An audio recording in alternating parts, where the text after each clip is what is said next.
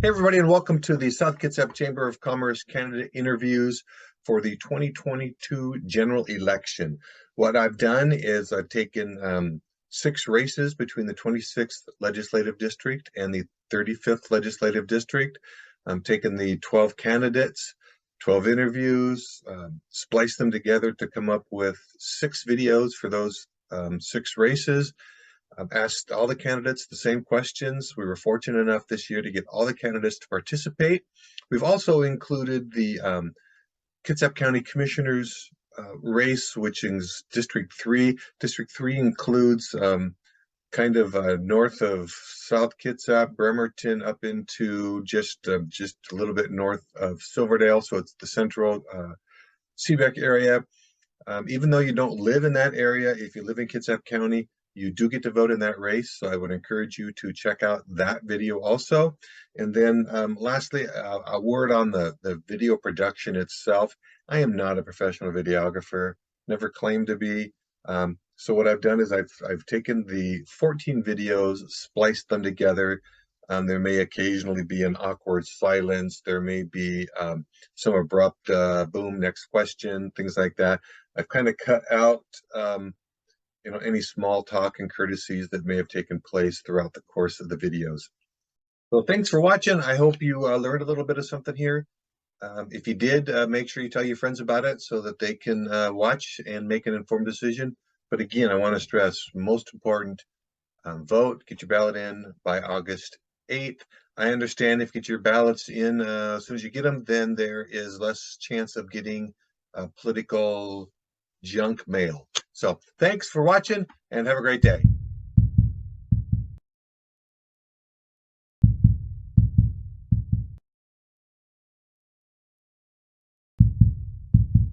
So hey everybody, it's Chamber Matt, and today I am meeting with Josh Hinman, who is running for the District 3 County Commissioner position that's up in, technically District 3 is the kind of the Silverdale Central Kitsap area, but in Washington State, the people of the district in the primary vote for the top 2, and then when it goes on to the commissioner race countywide, we all vote for the county commissioners in each individual district because technically they do represent all of us. So Josh, thanks for coming and hanging out with me here for a brief little bit.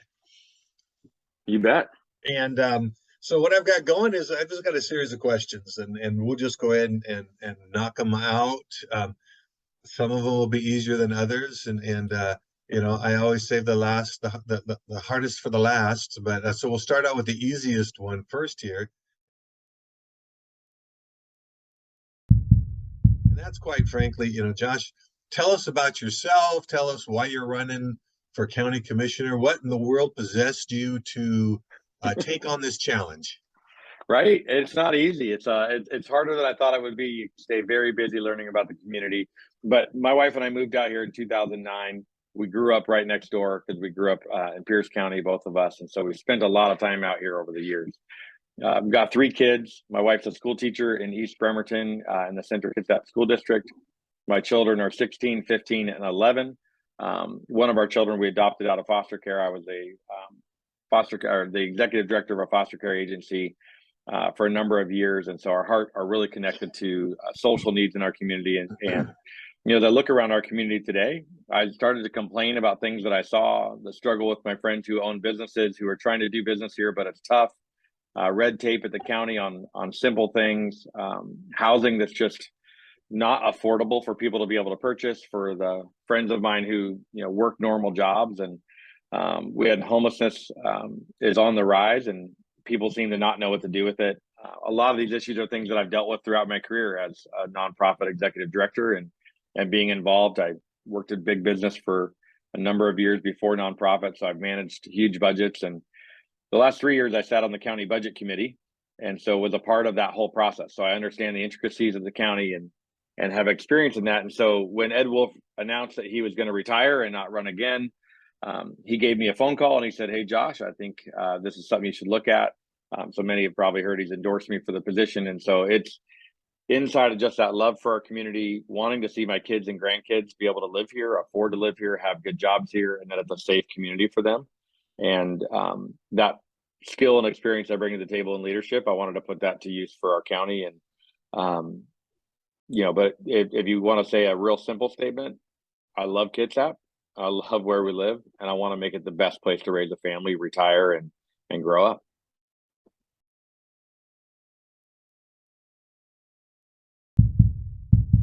Hey everybody, it's Chamber Matt. Thank you for joining us this morning. I am meeting with Katie Walters, who is running for the Kitsap County Commissioner in District 3.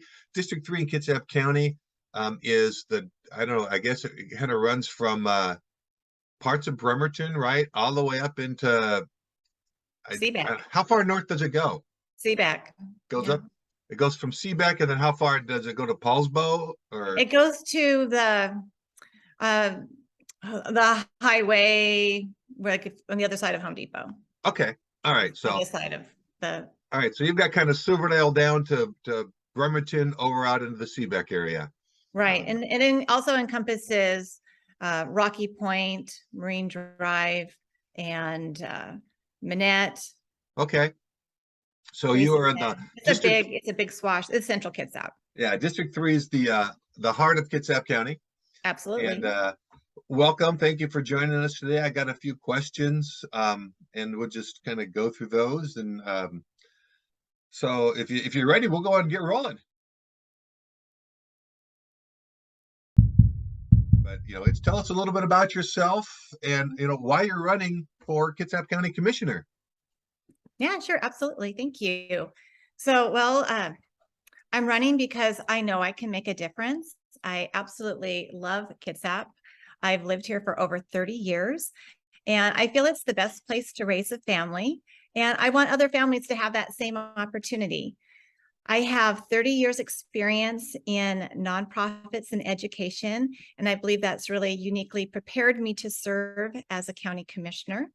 A little bit of the background: our family's been in Kitsap for 5 generations with deep ties to the shipyard.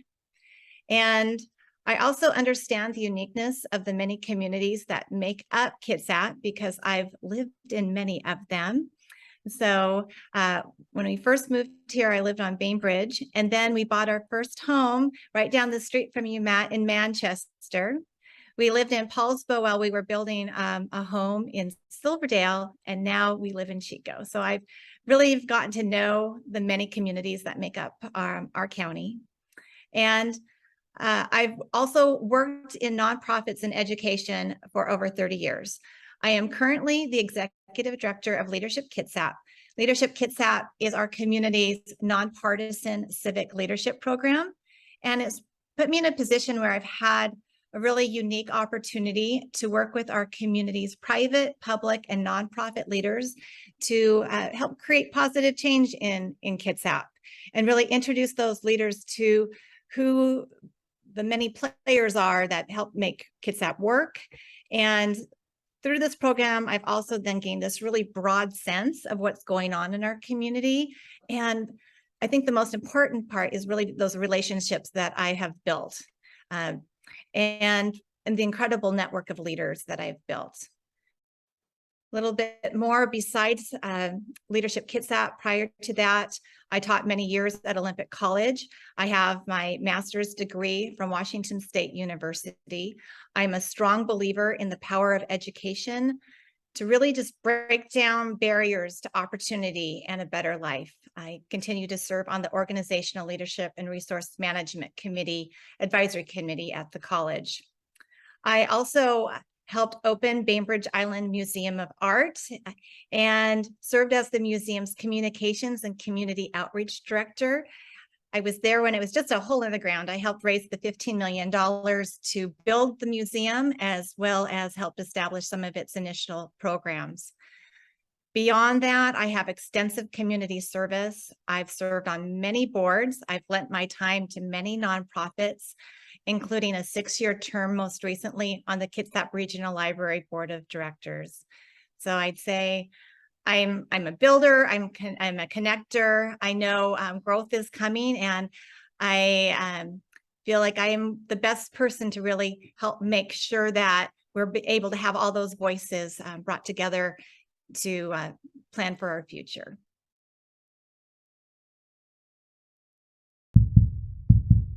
So, Katie, the first question that we have is has to do with business, and one of the biggest challenges facing local businesses is the increasing costs of doing business.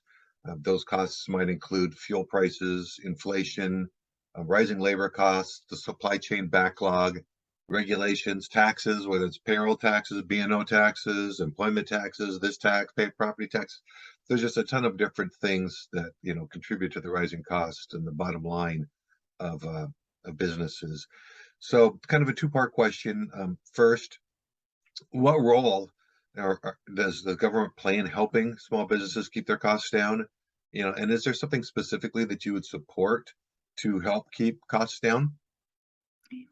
Right. Thank you, Matt. That's an important question. And I believe promoting economic vitality is really important role that the county plays. And part of that is helping to facilitate partnerships and partnerships with Kitsap Economic Development Alliance. I know is very important. The Small Business Administration, really to help businesses to attract, retain, and able to expand those family wage jobs that we have. I think one of the things, and this may cross over into another topic that you're going to talk about, is the housing affordability for our workforce. I think is really important as part of the retention plan, as well as a way to attract employees. If I know, like I'm thinking about the hospital, they need to bring in all these nurses, but where are those nurses going to live?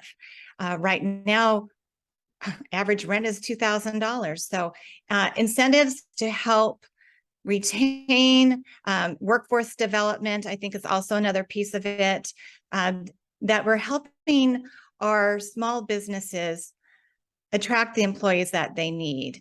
And I think another piece of that would be through Olympic College, in working with the college to make sure that we have the programs that we can train people locally for the jobs that are open. So now we'll jump into the they'll get progressively I don't want to say more difficult, but Oh, let's bring it. They're going to we're good. progress. Let's just put it that way. So one of the biggest challenges facing businesses today is rising costs, and is just the rising cost of doing business. Okay, that could be fuel prices, it could be inflation, rising labor costs, the supply chain backlog. My favorites are regulations, government regulations, and of course taxes, B&O taxes, employment taxes, payroll taxes. So first part of that question is, what role do you think the government has in helping small businesses keep their costs down? Well, so I think it comes back to what's the purpose of who we want to be as a community and the role of government. We want to create a community where everybody can thrive. So my opinion is, doesn't matter who you are, what you believe in, what style person, what your personality, we want a community where everybody has the opportunity to thrive. And so I think that is government's number one charge: keep you safe, create an opportunity to thrive. So some of those that you referenced are more state issues than they are local issues. And so locally, I think what we want to create is a climate where people can start a business easily, can get their permits when they need to, get rid of the red tape to get things done.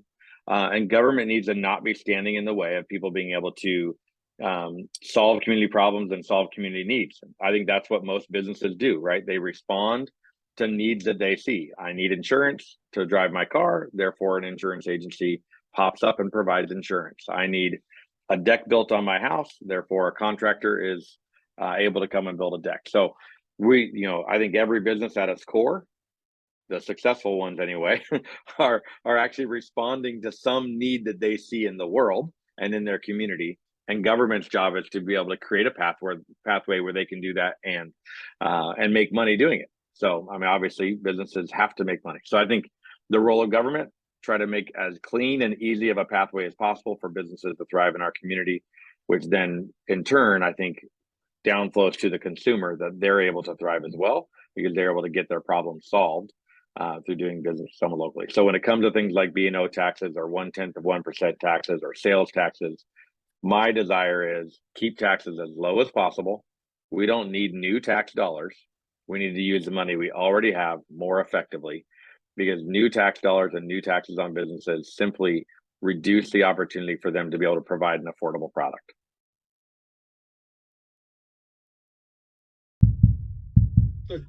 Josh, this next question is one that you may have kind of touched on a little bit before, but in your opinion, what are the major issues facing Kitsap County, let's say in the next 2 to 4 years?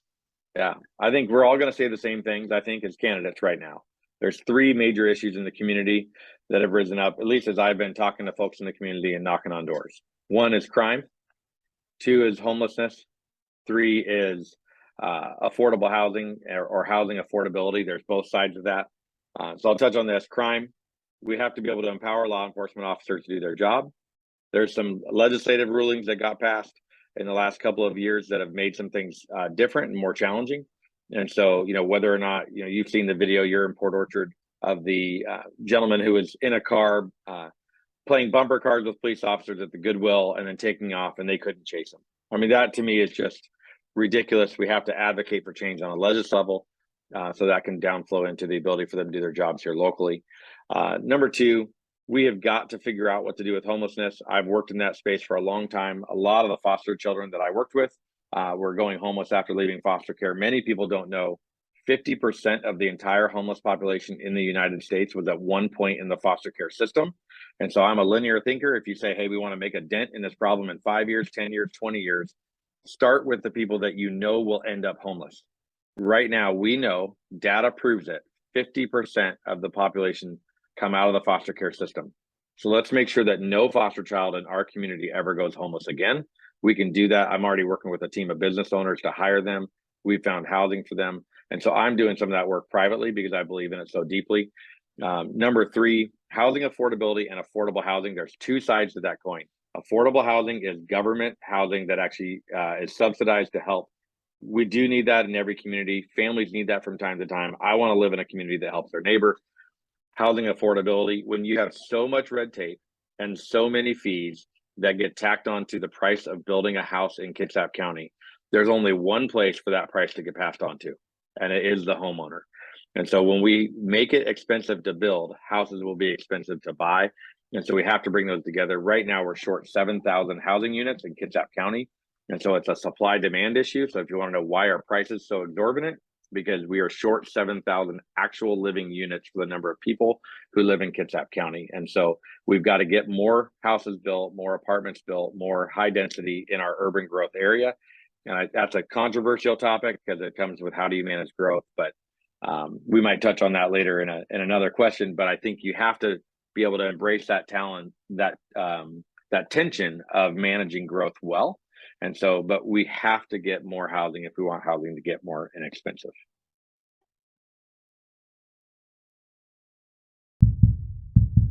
So next question has to do with, what do you think are some of the major issues that are facing Kitsap County over the course of the next 2-3 years? Right. Well, Matt, over the next 2-3 years, I think one of the things that we're going to really be addressing will be managed growth. And part of that managed growth will also be transportation issues and all that goes along with that. So I think managed growth is probably one of the most important issues. One of the reasons I decided to get into this race. And we're going to need to have community-based solutions for sustainable growth and development that balances the natural environment and our quality of life. The most growth and for our comprehensive plan is really going to be placed in Central Kitsap. So I think that's going to be one of the biggest concerns. And I'm concerned about infrastructure. I think that's going to be something that is going to be really top of mind in how we are going to get people to work, from work, sewer, solid waste, technology. We all knew, like with COVID, oh my goodness, the need for that infrastructure for internet service, parks, and just the environmental impact of all of that. So as Central Kitsap really grows more and more into that, in Silverdale, into that urban growth center, I want to make sure that we are all part of that conversation, that it's not the developers that are determining what we look like, but it's really the citizens, and how we can maintain the character of us beautiful Pacific Northwest environment that we live in, while attracting new businesses and services and protecting the trails and shoreline. And so I think all of that is going to be a really coordinated effort between local, state, port, tribes. It's going to be a big effort for what it looks like, and to also incorporate all those infrastructure needs. And so that also then leads to me to what I was mentioning as transportation, as I'm seeing more and more people talk about just how are we going to get people to and from work. We're going to need to keep Kitsap moving. We're going to need to prioritize restoring Sunday bus service. That's an equity issue, as well as coordinating our state and local ferries.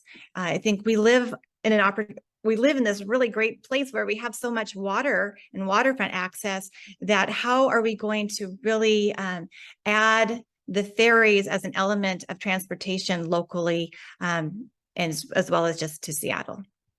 So managed growth, transportation, I'd say, will be the couple of the big things that we're going to be seeing in the next couple of years.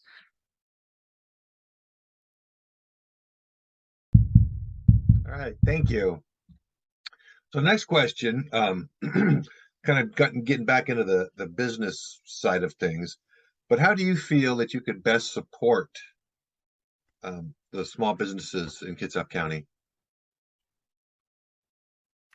I think the way I can best support small businesses in Kitsap County is through enabling partnerships. I think what I'm finding, that is how things are getting done, is through partnerships, and as well as small businesses too, opportunities to part with our local chambers for marketing, partnerships where maybe there's combined services. I think that is the way that we're going to be able to help our small businesses.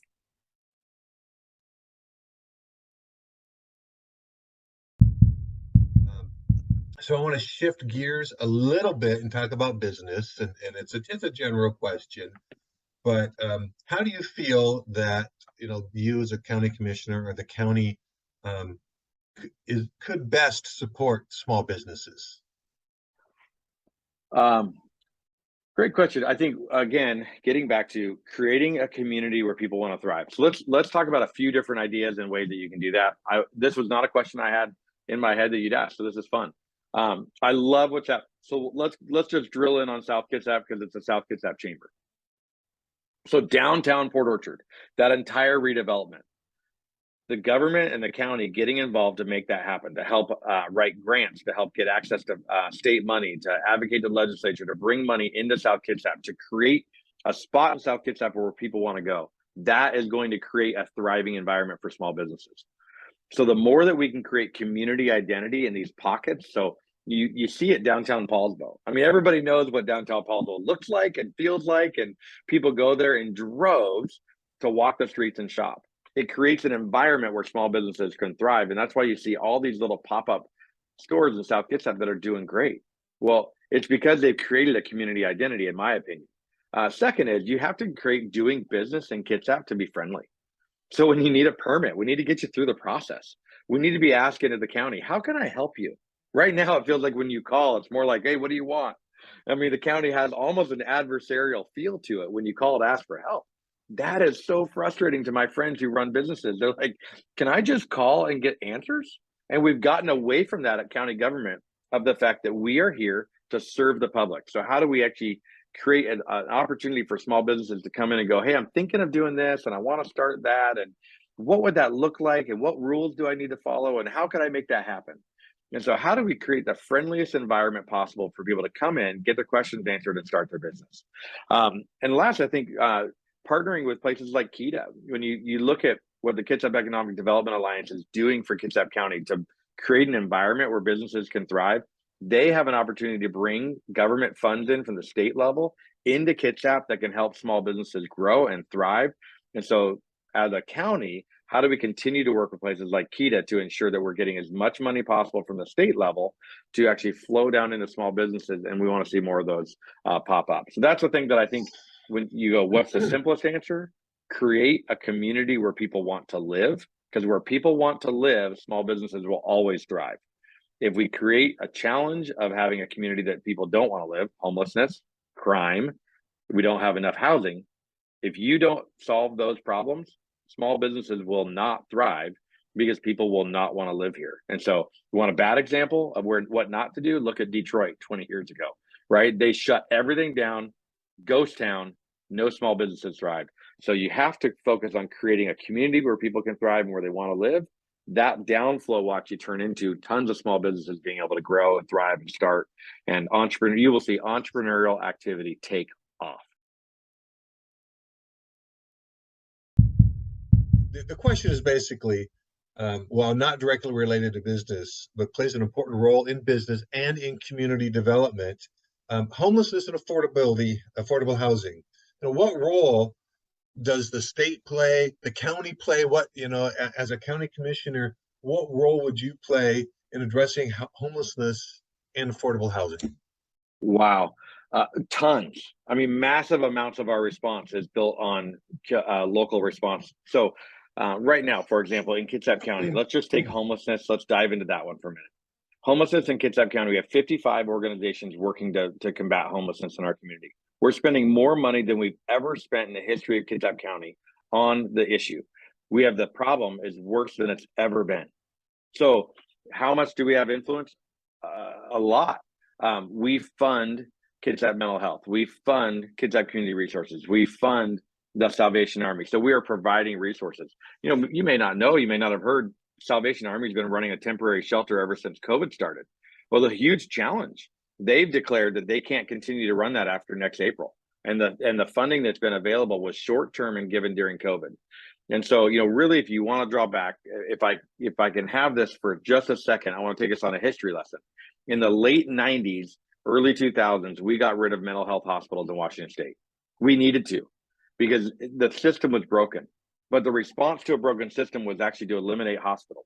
I would argue that right now we are treating homeless people in a more inhumane way than we've ever worked with them before. So we took a broken system of mental health hospitals and now said, live outdoors on your own, on a trail with no sanitation, have needles. It's awful what we've done rather than fixing a system. That's a legislative issue. So we have to combat that. You also have some major legal decisions that got passed down by our Supreme Court and neighboring states. The Blake decision and other things where you can't move somebody on if they're in their car living homeless. You have to have a place for them to go before you can move them. And so you actually have to, if their car is broken down, actually the county is required to fix their vehicle to let them move. You have to give them gas money. You have to have a place legally for them to go. And so those are legislative things that need to change. And what we want to avoid at the same time is when you criminalize homelessness, it's also, many would say that's a wrong approach as well. So we have to figure out what is the right way to have action-based solutions in homelessness. So I'll give you one really fast because we could talk on this for literally hours and hours on end. But right now we need better services for people who are homeless. They have to be able to get access to the services in our community, and we need to hold people accountable to actually accessing those services that they're offered. So we just built this brand new place called Pendleton Place off of Kitsap Way. We were promised case management as a community, but we didn't fund a case manager. So what we have is a receptionist at the front desk, and we have people who stop in a couple days a week to provide services. But when you provide transitional housing for people who are coming off of the street, the number one thing that is proven as a great resource to help them take next steps is actually a wraparound case management structure where somebody is checking in with them, helping them get access to medical, to mental health, to jobs, to sanitation, to doctors, to all of the things that it takes to become healthy in life. They need somebody walking alongside them, because most people who are in homelessness are struggling with mental health or addiction. They say the statistic is 60% in our community struggle with mental health or addiction. 30% are saying, I want to live off the grid. Last I checked, that means you buy a piece of property somewhere else and do it on your own.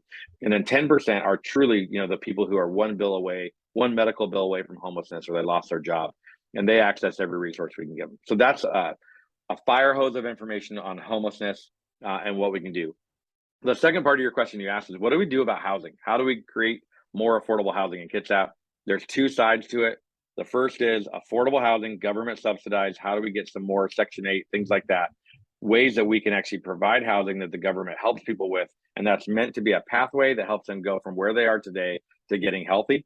And so the other side of the coin is this, is we need to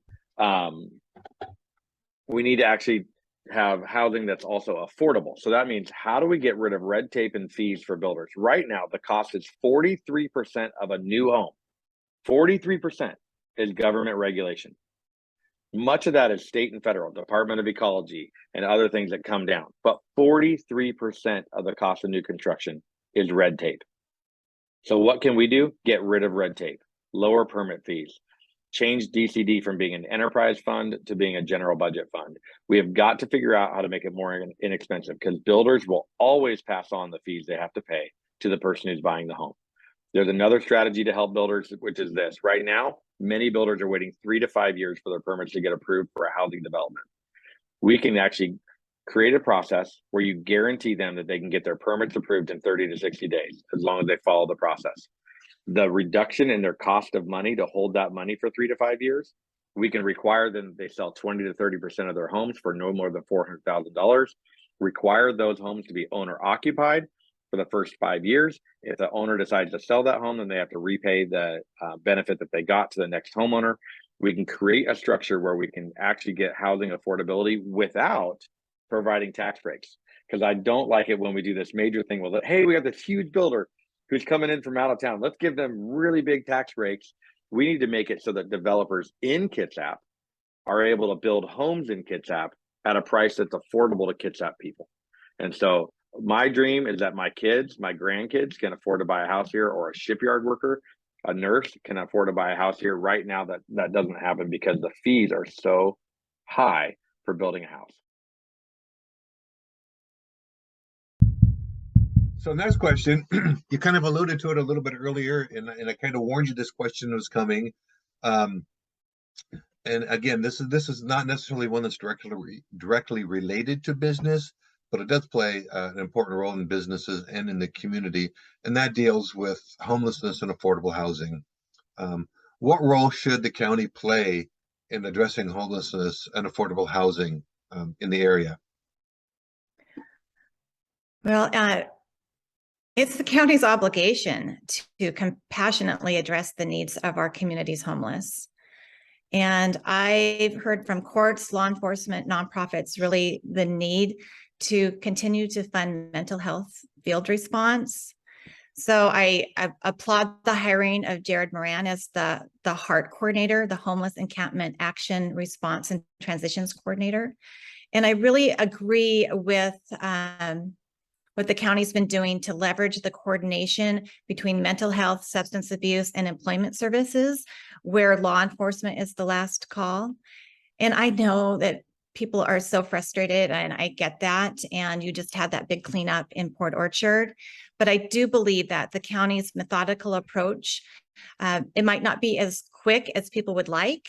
However, it really is working towards long-term solutions that will outweigh those short-term gains over, and you're just moving the problem down the road. So I do support investing in behavioral health infrastructure. So beds and staffing. Again, we need more navigators, designated crisis responders, and really that ability to perform 24-hour safety checks. So that's kind of with the homeless. So where we're going with that. And one of the things that we need to address then is housing inventory, and especially affordable housing. Because I know right now there's a ton of building going on right now, especially in central Kitsap, but we're falling behind when it comes to meeting the demand for that affordable housing piece. So the median price for a house right now last month was $575,000. I can't even imagine that. My husband and I bought our first home, like I mentioned, in Manchester when we were just 25 years old. He worked for the shipyard. I was working at Olympic College, and my my boys are that age now, and there's no way that at that same age that it would be possible for them to buy a house. And housing issues, they're not new to Kitsap. Like I mentioned, my husband's family has been here for over 5 generations. Our grandma Neva was a Rosie the Riveter during World War II. And we all remember our grandparents, grandma and grandpa, talking about how they lived in Navy Yard City in a converted chicken coop. So the crisis for us isn't new. And I think we are a community that can solve it. We've solved it before. Again, it's just going to be working together to really create workable solutions. And I'm not saying that anyone should live in a chicken coop, but I think we can expand those housing options for Kitsap families, for our workforce, for our children, for our veterans, and especially for our seniors. A few ways to do this would be to continue to build in areas that are planned for density, to encourage incentives for multifamily housing. You may have heard the term missing middle housing, but tax incentives or front of the line permitting to do some of those middle housing options. So duplexes, triplexes, the cottage houses. And again, upzoning near transit. I think transit has to absolutely be part of this conversation when we're talking about housing as well. So near ferries, park and rides, so that people have opportunities to get to work without having to get into their car. And just real creative solutions for our non-productive urban land. We have a lot of asphalt out there, and there could be opportunities to build housing on that as well. And so I think that's some of the ways I think that we can address the affordable housing is inventory and being creative.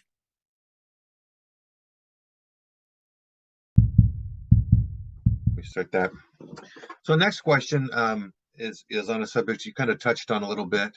In our conversations, we've talked about the exponential growth that's happening in Kitsap County. You referred to well-managed growth.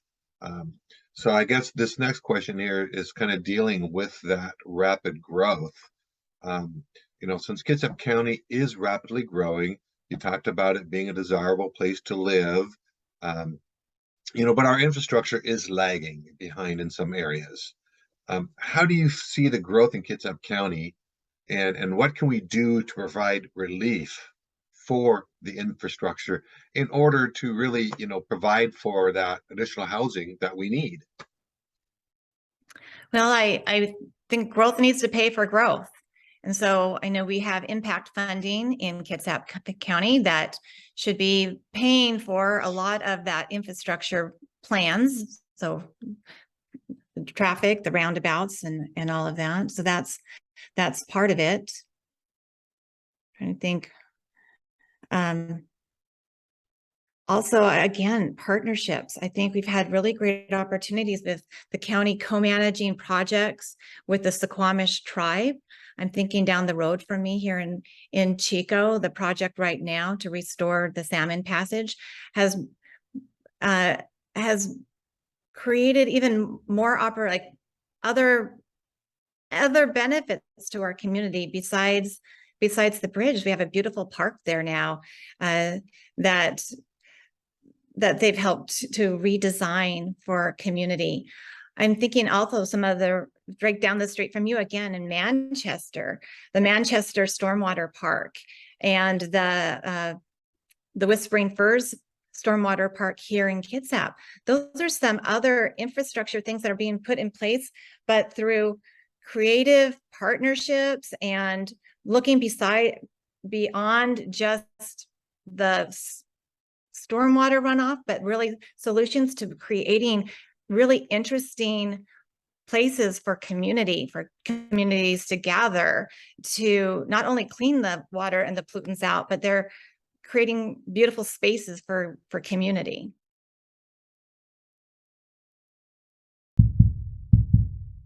So you mentioned earlier about the growth and infrastructure, and so this is kind of this question is about that. Kitsap County is growing rapidly. It's a desirable place to live, so there's no question about that.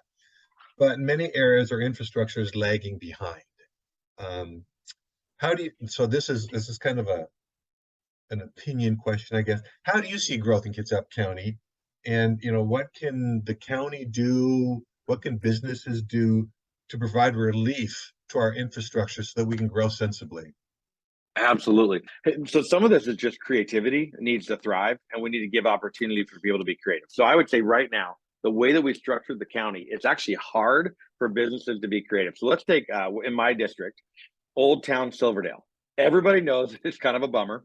You have the best waterfront in all of Kitsap and the worst environment, right? I mean, everybody else is winning. When you go to Bainbridge, Kingston, Paulsbo, even Seabeck has a better waterfront, it feels like, than Silverdale. And you go, man, why can't we fix that? Well, I would say that we've not branded an identity and we've not created an environment where somebody can build something down there that will matter.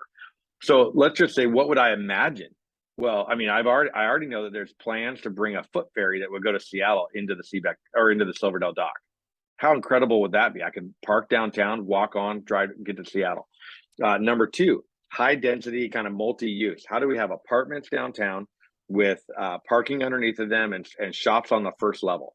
So now you're doing, we already have all these little cool, nifty shops in Old Town. We want to keep those, but put them in new buildings where on top of them you have apartments and condos or townhomes around them, and then underneath of them you have parking underneath, subgrade level, and then on the street level you have this ability that someone could walk in and shop and do all these things. So some of it, the infrastructure issues that we need to address, we've already upgraded water mains and things like that in Kitsap and sewer.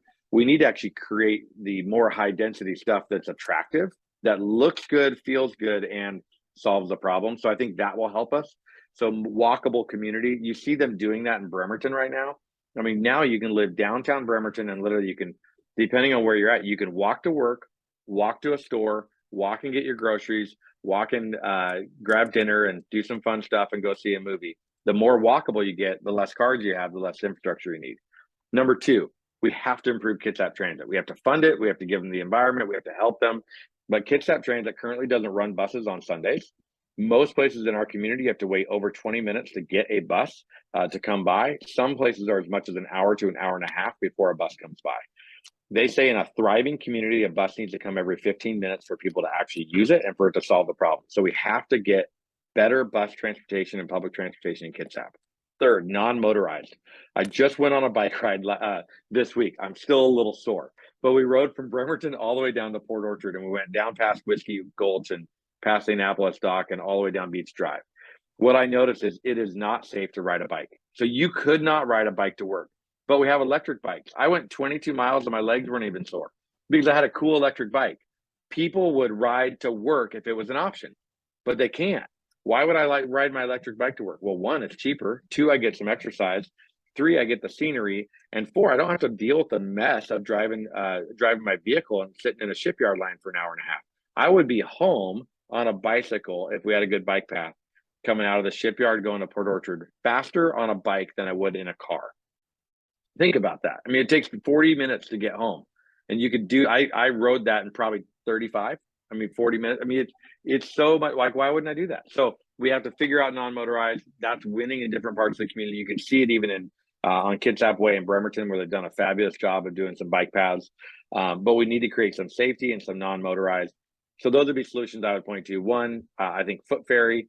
That's going to help us if we can get some interconnected ferries. I'd love to see a foot ferry that's going from Port Orchard to Bainbridge or Port Orchard to Silverdale. Those types of things so you can park and alleviate that. We're not going to be able to make our roads bigger. We just don't have the space for it. So we have to get more creative outside of that. So those are some of the ideas I would have around what do you do with infrastructure and how do you have it grow? But it's really that idea of managed growth. We have to manage it. We're not going to be able to just blow it up the structure and make things bigger. Tough one. Here's the really tough one for you, Josh. And it's the one that makes people cringe and shake in their boots. But you have me more nervous before you've asked the question than I've been on any of the rest of them. Come on. Yeah. So this question is, why should the voters of Kitsap County vote for you as the next District 3 County Commissioner? I'd say leadership and experience. So what we need is a leader. We don't need a manager. What we need is someone with vision who knows how to create a great community. What we need is somebody who has the experience on the budget and finance side to be able to understand a $467 million budget and how all of it interacts with each other. Every decision you make on that budget affects something else in the budget. We need somebody who has a drive to keep this community the best place to live, a community where everybody can thrive. So my experience in business, where I ran a $500 million budget, I had high inventory, I ran a large region, enterprise rent-a-car, and I was solely responsible for that. Had a large team. I understand what it looks like to manage hundreds of employees at one time and to create that structure where employees can thrive and we also get good work done. Number two, I have the nonprofit experience and excellence, where I'm a proven leader in that structure. We need our nonprofit community to continue to thrive in Kitsap, because things like housing and homelessness, those are going to be solved not by government programs, because that's going to cost us way more money and we don't need new tax dollars. What we need is to reform a system, work really well with nonprofits, where government partners with nonprofits and private enterprise to get things done. And then last, we need somebody who knows the inner workings of the county already, so we can hit the ground running. I've been on that county budget committee for the last 3 years. I know how everything interacts with each other. I'm ready to be able to step in and continue to lead from day one. I have the relationships, I have the network, I have the ability to get people to the table to solve big problems. And so at the end of the day, I am an action-based leader who gets stuff done. I don't just sit down and wait for stuff to get done. I start to make things happen. And so I'd love to bring some common sense, some leadership, and some action-oriented solutions back to Kitsap County.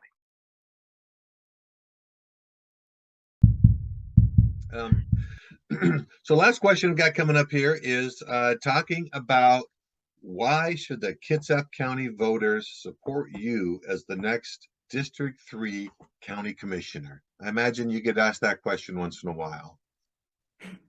I do get asked that. Well, I think the community should support me because I am a seasoned executive in the nonprofit sector.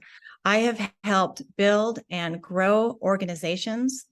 I've served on boards of directors and been president of the Kitsap Region Library Board of Trustees. I helped open 2 new libraries in Kingston and Silverdale. I'm an expert in creating civic collaboration and engagement. I think it's really important that we have one of the priorities of the commissioners is inclusive government, to increase citizen understanding, access to and participation in Kitsap government services. I think I'm the perfect person to help create that civic collaboration engagement, which is going to be so important. Like I mentioned, when we're looking towards this explosive growth, we need to have everyone in this conversation about what we want our community to look like. And it needs to be a voice from everyone, not just developers. And I have been focused the last decade on bringing people together to meet the challenges of Kitsap County. I'm highly educated. I've been using my advanced degree in my professional and personal life since I graduated from WSU in 1990. So I also offer a fresh perspective. I look forward to offering my experience and my connections to really enhance the work of the current commissioners. I have this incredible network of leaders that I've built through Leadership Kitsap. I think it's really time to activate that network of leaders, bring everyone into that conversation. And under my collaborative leadership, we really have the opportunity to create a community that works for all of us. I have the experience needed to bring people together to create solutions and to ensure that the decision-making process is transparent and inclusive. So I encourage everyone to get out and vote. This is a really important race. The last time there were 2 people in this race, it was like a very, very close 1,200 vote difference. So please vote. And so Katie, yeah, I would agree that this is, voting is always an important thing. And this is an important election coming up. And the election is on November 8th is when your ballots are due. The ballots should be coming out within the next, I'd say, 2.5 weeks. So when you get your ballots, fill them out. Interesting thing with Kitsap County, actually, I don't know if it's Kitsap County alone, but in the primary race, the residents of District 3 got to determine the top 2. Right. And that was Katie and Josh. And so those 2 moved on. Now the entire county gets to vote in the general election, the entire county votes. So it's just because you don't live in Silverdale doesn't mean you don't get to vote in the general election. So it's important that everybody, educates themselves, has an opportunity to, talk to the candidates if you can, watch the videos on not just the county commissioner's race, but the races that we have in the other races in the 35th to 26th legislative district. When you get your ballots, the sooner you send them in, the less political mail you will get, because that'll take you off of, people's mailing lists. So if nothing else, that's incentive to get your ballot in as soon as possible. But in any event, I do want to reiterate, vote, vote, vote. Get your ballots in by November 8th. So, Katie, thank you for joining us today. It's been a pleasure talking to you. And hopefully I'll get an opportunity to visit with you and talk to you some more in the future. Great. Thank you so much, Matt. And thank you for the work that you're doing with the chamber. Thank you.